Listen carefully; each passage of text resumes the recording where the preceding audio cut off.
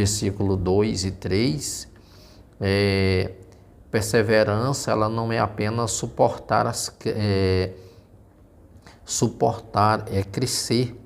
Isso que Tiago traz para nós, crescer, amadurecer e se tornar completo, sem falta de coisa alguma. Então, o Tiago, ele traz exatamente para os irmãos daquele dia que estavam passando pelo sofrimento, e ele traz essa ideia que o sofrimento, passar por este sofrimento, também traz um amadurecimento, traz um aperfeiçoamento na fé dos santos, porque eles enfrentavam adversidades naqueles dias, batalhas, lutas, provações, e muitos estavam quase a não suportando tanta lutas que eles passavam, perseguições, e Tiago motiva aqueles irmãos a se fortalecerem na fé. Mas Tiago, ele nos apresenta também um convite ousado a pedir para Deus sabedoria, e aquele que dá livremente a todos. Você vai conferir isso aí no versículo de número 5. Uma outra coisa importante, que em tempos de incerteza, onde a dúvida ela pode nos tornar instáveis. E como andar, como outras, né, as dúvidas, elas podem nos tornar instáveis. Ele dá um exemplo das ondas do mar, que aqueles que são estáveis, que andam em dúvida, eles são conduzidos por ventos de doutrina. E Tiago, ele traz um exemplo da ondas do mar, de que as ondas elas são conduzidas, né, pelo vento, e ele estimula-nos a não sermos desta forma, a agir dessa forma. Então é um meio de que nós venhamos estar sempre buscando a direção de Deus. Ele nos chama a viver com fé firme e a encontrar um propósito em cada situação, seja ela de prosperidade ou de humildade, mas que nós venhamos encontrar realmente em Cristo um caminho para que a gente possa trilhar ele com segurança. É tão importante que esse estudo sobre Tiago, capítulo 1, ele vai além das aparências religiosas. Tiago, ele desafia a superficialidade com uma fé prática. É tão importante que essa fé prática ela está ancorada à obediência. A palavra ela expressa em ações concretas qual tal mergulha nesse contexto. Então ele traz-nos a descobrir como as provações elas podem ser transformadas em oportunidades para um crescimento, como verdadeira religião se manifesta no cuidado com os necessitados, na pureza de coração, prepara-se para uma jornada de aprendizado e aplicação. Então tudo isso, Tiago, ele está nos motivando a sermos pessoas realmente diferentes, que a gente não se deixa ser conduzido pela situação, mas que cada situação ela seja um basilar para nós amadurecer, crescer, nos aperfeiçoarmos nessa caminhada. É tão importante que o esboço de Tiago 1, alegrias e provações, você vai conferir do versículo 1 ao versículo de número 4, como enfrentar dificuldade como uma perspectiva divina. A letra B, a importância das provações para o crescimento espiritual. 3C fala assim, perseverança, o caminho para a maturidade e a integridade cristã. Uma outra coisa do Tiago 1, do 5 a 8, ele fala assim, a sabedoria divina como um recurso essencial para decisões diárias. B, o poder da oração com fé e a instabilidade da dúvida. C, o contraste entre uma mente estável e uma mente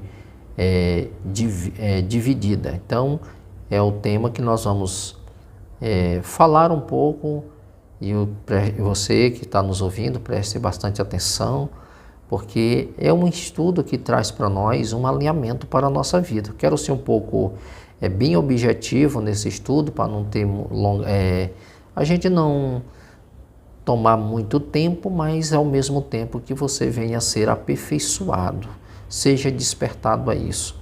A humildade no reino de Deus, Tiago 1,19, e assim vai esse tema para a gente realmente estar pronto para esse basilar, esse crescimento que é importante.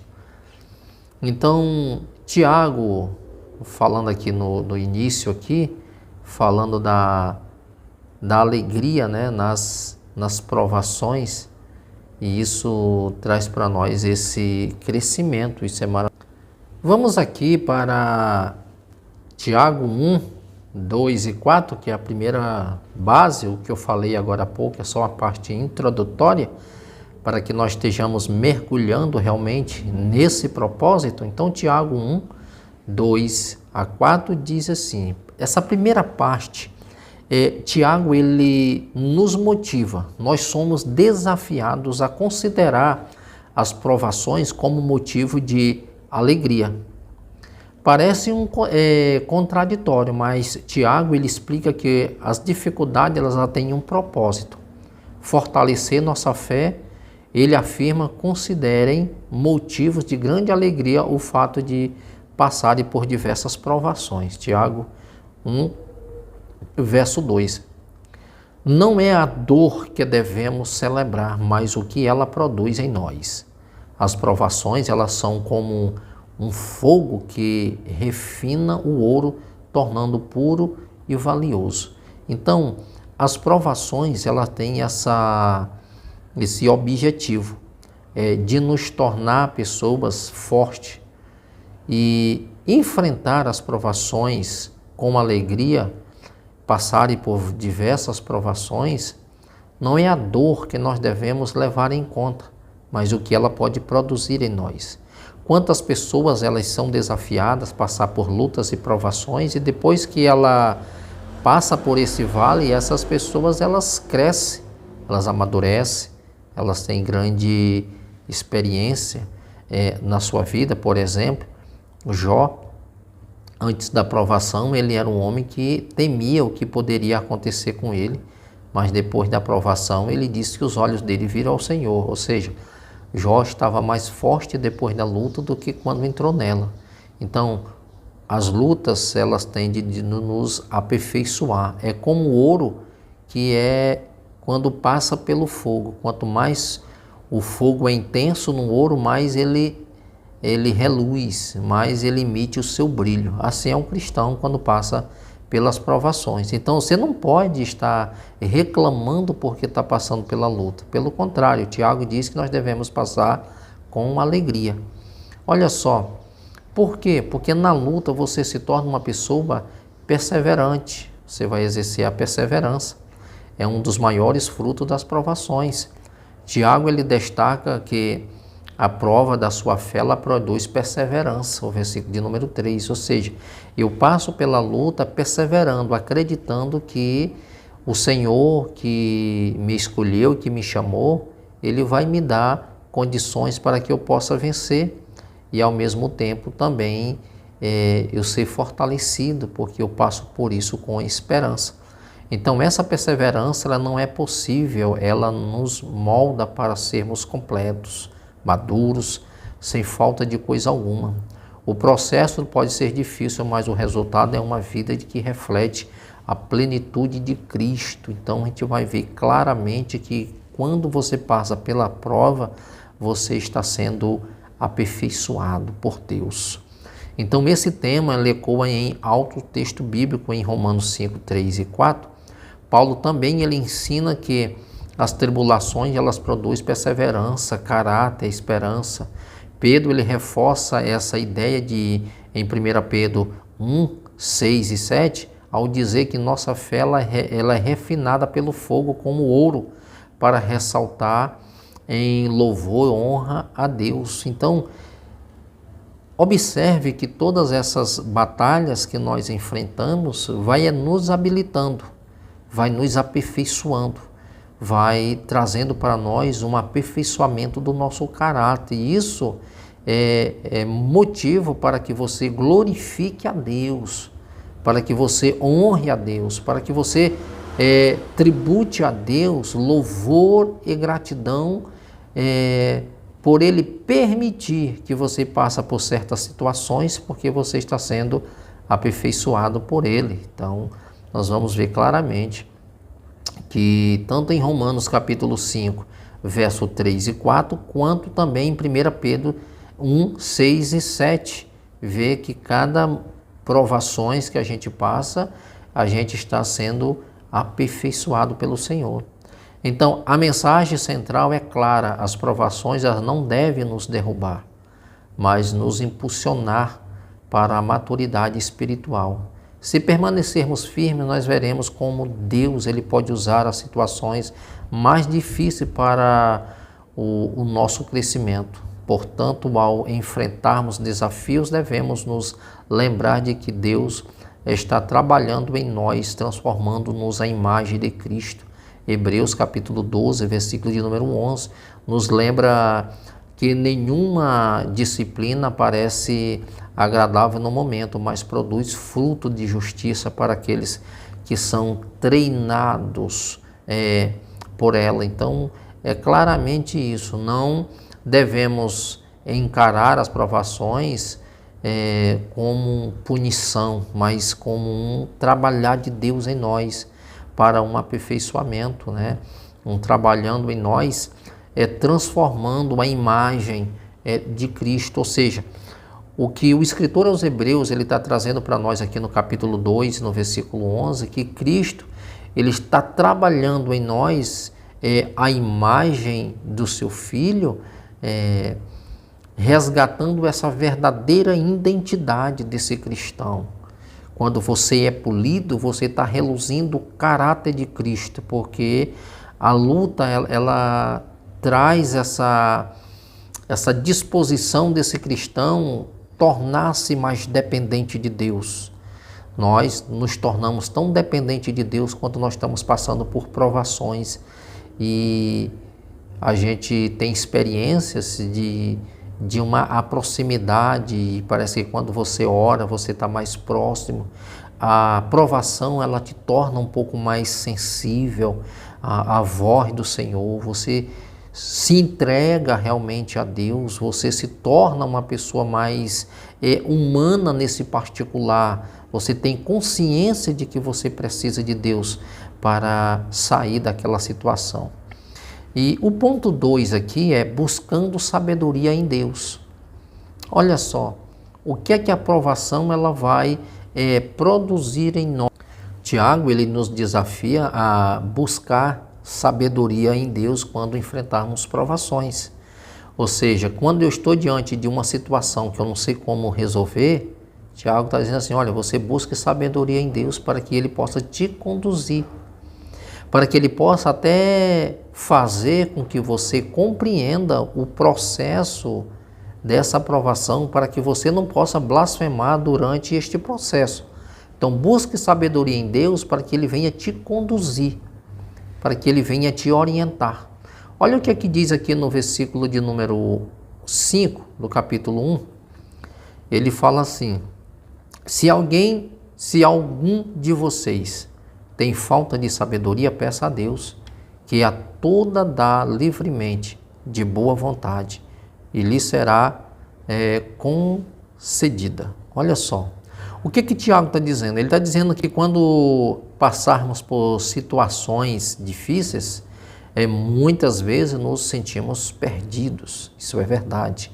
Às vezes a gente está um pouco desorientado, a gente está tão abatido diante de certas situações que a gente fica procurando o norte, a gente não sabe o que fazer, qual uma decisão tomar.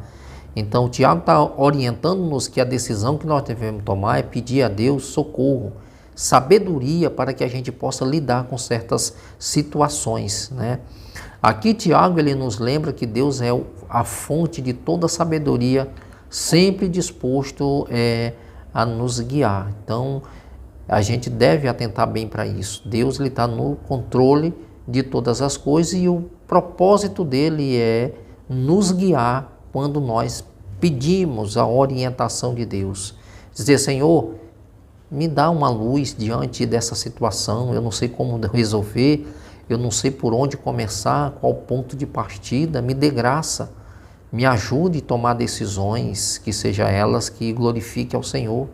Então, essa sabedoria não é apenas intelectual, prática e direcionada para uma vida que agrada a Deus.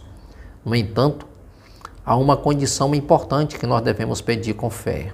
Tiago afirma que aquele que duvida é semelhante à onda do mar, levado, agitado pelo vento. O versículo de número 6, ele traz esse entendimento para nós. O que é que Tiago está dizendo com isso? Porque o que Tiago está dizendo é que uma vez nós pedindo a Deus, estamos dispostos a pedir sabedoria a Deus diante dessas provações, nós temos que pedir com fé. Há esse elemento que ele deve ser trabalhado, a nossa fé. Porque a provação também ela produz em nós fé. É a nossa fé que ela é aguçada. É segundo a fé que nós depositamos em Cristo que nós vamos nos libertar dessas armadilhas. Então, a nossa fé, ela é a base para nós recebermos essa sabedoria de Deus. Então, quando a dúvida ela permeia a nossa mente, nós nos tornamos pessoas oscilantes, isso se torna tardio. Por quê? Porque em vez de eu crer, eu posso até no início estar acreditando, daqui a pouco eu estou duvidando até daquilo que eu acredito. Então, o Tiago ele diz que a fé ela é a base, né? Ela é a base para nós recebermos esse socorro, esse auxílio de Deus. Então, a gente vai ver claramente que a nossa fé ele é esse alicerce, né? Para recebermos essa sabedoria de Deus. Então, queridos, que nós venhamos exercitar isso no nosso dia a dia. Então, essa ideia reforçada em Provérbios capítulo 2, verso 6, você pode conferir aí, que diz, pois o Senhor é quem dá sabedoria de sua boca, procedem o conhecimento, o discernimento. Ou seja, além disso, Hebreus 11, 6, ele fala algo interessante também. Ele declara que sem fé é impossível agradar a Deus, pois é necessário crer que Ele existe e recompensa aqueles que o buscam. Então, nós devemos firmar-nos na nossa fé, não duvidando, mas acreditando, porque o Deus de toda sabedoria, Ele vai nos dar. Se a fé ela é o alicerce para recebermos esta sabedoria de Deus, e tendo esse entendimento que é de Deus, que procede todo esse conhecimento e discernimento, e é tão importante que, sabendo que se nós perdermos essa oportunidade de sermos basilados, né, esse conhecimento pela fé, e perder essa noção de que Deus, Ele é o Deus de todo o conhecimento, de todo o entendimento, nós vamos deixar de servir. Porque o escritor aos Hebreus diz que sem fé é impossível agradar. Então nós não vamos agradar a Deus se nós não tiver fé. Porque é a fé que é a base de toda a sabedoria e de entendimento que Deus ele é o dono de todo o conhecimento. Então, se eu não crer nisso, a minha vida de servidão a Deus ela é vã, porque eu não estou agradando a Deus. Então, eu vou agradar ao Senhor com a minha fé. Então, ele vem aqui, portanto, ao enfrentarmos desafios precisamos de sabedoria para agir corretamente. Deus nos dá essa sabedoria generosamente, mas devemos pedir com confiança, né? Com confiança, sabendo que Ele é fiel para nos responder. Esse pedido de sabedoria, ele nos ajuda a enxergar as provações sobre a ótica divina, encontrando propósito e direções em meio às dificuldades. Então, olha só o que é que a fé, essa sabedoria, o entendimento, ele vai produzir em nós essa certeza, essa confiança. Nós vamos enfrentar grandes desafios, mas nós precisamos de sabedoria. Nós precisamos agir corretamente, nós não vamos agir aleatoriamente, mas vamos fazer a coisa certa. Não é porque eu estou passando por provações que eu tenho que agir de qualquer jeito, que eu tenho que fazer as coisas de qualquer jeito, achando que da forma que eu estou agindo é porque eu estou passando por luta, Deus vai entender. Não é assim. As batalhas, as lutas e as provações não vai tornar você um cristão desequilibrado, desnorteado, sem rumo, à deriva. Não. As provações, ela vai te dar a capacidade de você se reerguer, de você depender mais de Deus e compreender esse processo. Fé, sabedoria. A sabedoria vai te dar essa capacidade de você entender que Deus é o Deus de todo conhecimento, de toda sabedoria, de toda riqueza. E isso te leva a esperar o tempo. Quando você espera o tempo que Deus age, você adquire maturidade. Uma pessoa madura é aquela que não sofre antecipada. Ela consegue compreender o processo da caminhada. Ela consegue discernir os tempos, as épocas e as estações. Isso é pessoa madura. Vamos para o terceiro ponto. O terceiro ponto fala de a humildade no reino de Deus. Tá? Do versículo 9 ao 11. Humildade no reino. Tiago ele aborda a questão das riquezas e da humildade, lembrando-nos de que a nossa verdadeira posição em Cristo, ele afirma: o irmão de condições humildes deve orgulhar-se quando estiver em elevada posição. E isso mostra que o reino de Deus, a condição material não determina o nosso valor. Olha só, pessoas de condição humilde, quando elas forem elevadas, como ele diz aqui, eles nos devem orgulhar-se quando estiver em elevada posição. Não se deve se tornar uma pessoa orgulhosa, porque no reino de Deus você não é medido pela condição financeira que você tem. Aqui é onde muitas pessoas se tornam vaidosas. E tem gente que se torna até presunçoso por achar que só porque tem uma certa condição mais do que os outros, ele merece mais do que o outro, ele merece até as melhores posições, que a própria liderança tem que colocar ele nos melhores lugares, porque ele ganha mais, ele é mais importante. E no reino de Deus isso não funciona, não é assim. Se alguém age dessa forma, está agindo o contrário. Porque nos dias de Tiago, as pessoas mais humildes, elas eram colocadas, tiradas até dos seus assentos, para aqueles que de grande posição eles se assentassem. E Tiago repreende aquele povo que aqueles que sentavam nos melhores lugares era justamente aquele que oprimia os mais fracos. Então, estava dando-se honra para alguém que desonrava eles mesmo por causa da fé. Só que Tiago está fazendo uma recomendação que alguém de condição humilde, quando eles são elevados, que eles não venham se orgulhar quando estiverem em elevadas posições. Isso mostra que o reino de Deus, a condição material, ela não determina o nosso valor. O rico também é chamado a refletir sobre a sua fragilidade, pois o sol se levanta e traz calor e seca a planta e cai então a sua flor. Então o que ele quer dizer é o seguinte, que assim como a flor ela murcha rapidamente, as riquezas deste mundo elas são passageiras. Tiago ele nos alerta contra confiar em coisas temporais, e nos convida a encontrar o nosso valor em Cristo. Ou seja, tudo aquilo, ele está dando o exemplo da flor, que ela pode ser linda, ela pode florescer, mas num determinado tempo, com o calor do céu, do sol, tanto para rico quanto para pobre, ela vai secar. Então ele está dizendo que as riquezas desse mundo, ela é passageira. A gente não deve buscar o nosso valor nas coisas. A gente tem que descobrir a nossa identidade, o nosso valor é em Deus, é em Cristo.